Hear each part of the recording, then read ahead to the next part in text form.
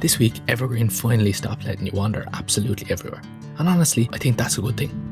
One of the things I've been thinking about a lot recently is progression. Not in terms of levelling up or unlocking skills, but how the world itself guides you through the adventure. For a while, you could just keep walking until you reached the edge of whatever it built. It worked well enough while I was putting the world together, but it never really felt like exploration had a purpose behind it. I wanted that to change. So this week, I replaced one of the progression gates with something that feels much more natural. Instead of simply needing the right tool, you'll now come across a collapsed bridge blocking your path. If you want to cross, you'll need to gather the materials needed to rebuild it before you can continue exploring. I really like this idea, and the world isn't just telling you no, it's just giving you a problem to solve. It feels less like the invisible barrier that was there last week, and more like something that genuinely belongs there.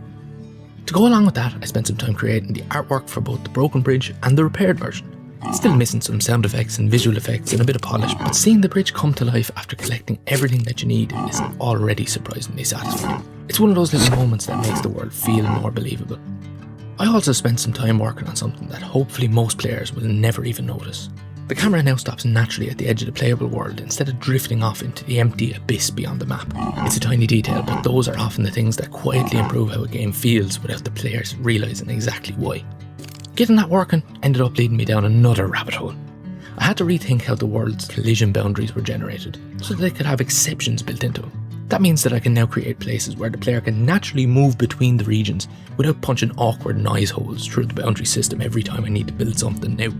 It's one of those behind the scenes improvements that probably won't make the flashiest of a screenshot, but it saves me a huge amount of time as Evergreen continues to grow. Looking back on the week, none of these changes are particularly dramatic on their own. There's no massive new boss, there's no brand new biome, nothing flashy, no huge gameplay mechanic, but together, they've all made the world feel more intentional. Instead of simply walking until you run out of map, you're starting to earn your way deeper into the world.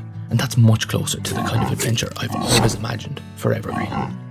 Every week, it feels a little less like a collection of systems and a little more like a place that has its own history, obstacles, and its own stories waiting to be discovered. There's still a lot left to build, but I feel like Evergreen is slowly heading in exactly the right direction. And that's it for this week. If you'd like to follow along with this journey, hit subscribe and join the Discord. Link is in the description. And I'll see you all next week. Thank you for watching.